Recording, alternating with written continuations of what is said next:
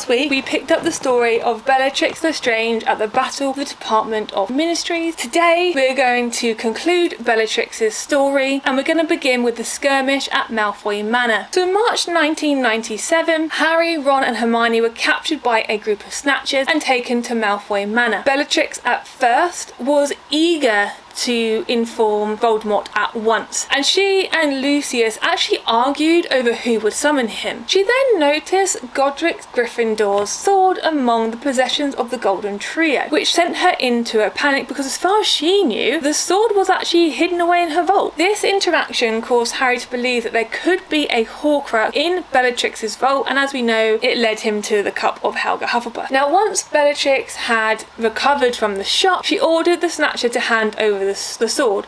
However, he refused, so Bellatrix did the only logical thing and she stunned him. Witnessing this, the other Snatchers turned on her. But even though it was 4v1, she actually outmatched them. She quickly stunned them and forced Greyback to his knees, demanding he tell her where the sword was found. He told her it was located within the trio's tent. The statement then resulted in Hermione being tortured by Bellatrix, as Bellatrix demanded to know where they had found the sword. During this time, the other prisoners were sent to the dungeons and the stunned Snatchers were placed in the courtyard to be disposed of later. Bellatrix brutally tortured Hermione with both the Cruciatus curse and a knife, repeatedly asking her if they'd taken anything else from her vault.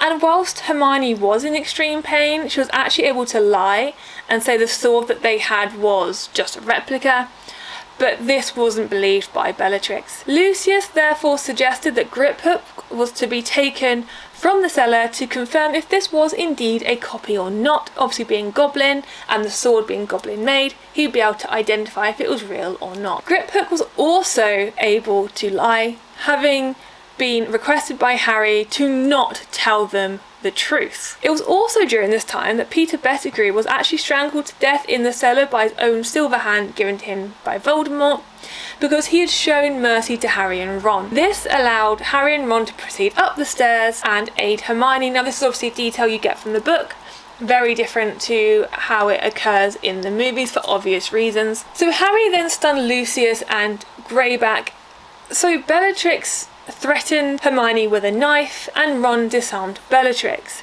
We also know that during this altercation is when Dobby was killed by Bellatrix's dagger. Bellatrix and her relatives were severely punished by Voldemort for allowing Harry and his friends to escape. It was during this altercation between Bellatrix and Hermione, however, that Hermione was able to get some hair from Bellatrix that she would need later on for that Polyjuice potion to turn into Bellatrix, and thankfully it was actually human hair and not cat hair this time.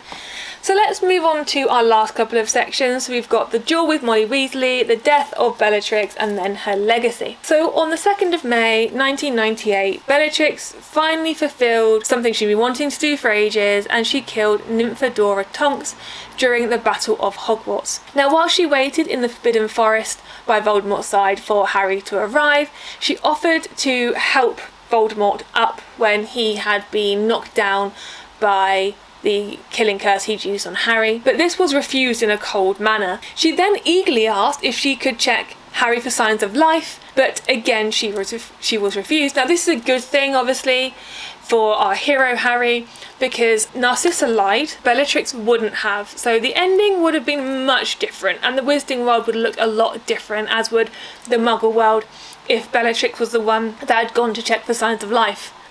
So once Narcissa gave that false information that Harry was indeed dead, Bellatrix and her fellow Death Eaters followed Voldemort back to the castle to announce his death. Now, we know that Harry, he managed to get under his invisibility cloak, I can't remember how, and that's important for a bit later on. So when the battle resumed, Bellatrix fought Hermione, Ginny and Luna all at once whilst being the last Death Eater standing, and Voldemort was also fighting 3 opponents as well. Despite the 3 witches being incredibly skilled, they were not able to outmatch Bellatrix, and she cast a killing curse at Ginny which only just missed. This act was witnessed by Harry, who was under his invisibility cloak, as I said, and he was so enraged by this he decided to target Bellatrix instead of Voldemort. But it was also witnessed by Molly Weasley, who had already lost a child that night during the battle. The thought of losing another child and her only daughter made her throw off her cloak and challenge Bellatrix as she charged forward. However, the Death Eater just laughed. But this reckless and arrogant laughter turned to rage as Molly began to attack.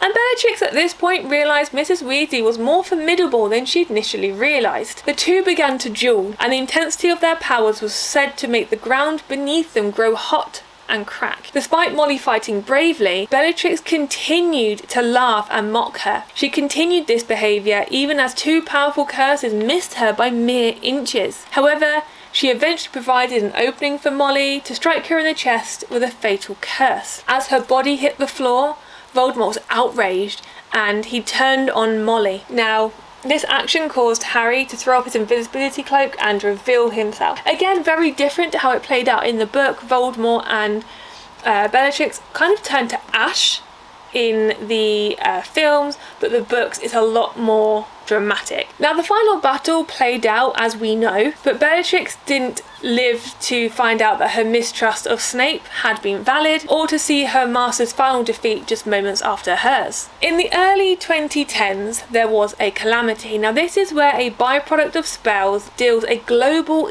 devastating blow to the Wizarding community by generating a large number of large-scale breaches of International Statute of Wizarding Secrecy. Say that fast 5 times. During this time, a portrait of Bellatrix escaped the Malfoy Manor as for one of the many foundables for unknown and mysterious reasons. Why does someone want a picture of Bellatrix? Who knows? Now, the foundables is a term used by the British Ministry of Magic to refer to people, creatures, objects and memories displaced all over the Muggle world during the calamity. Foundables were stuck in place by chaotic magic known as confoundable, which threatened to expose the Wizarding world and a potential serious breach of the International Statute of Wizarding Secrecy. And that is the life and legacy and death of Bellatrix LeStrange. Now, you can call her anything, but you definitely can't say she wasn't loyal. She was a character who committed a lot of heinous crimes and acts, but you could argue she did it all through love. Now, let me know if there are any more characters from any other franchise that you want me to do a deep dive on.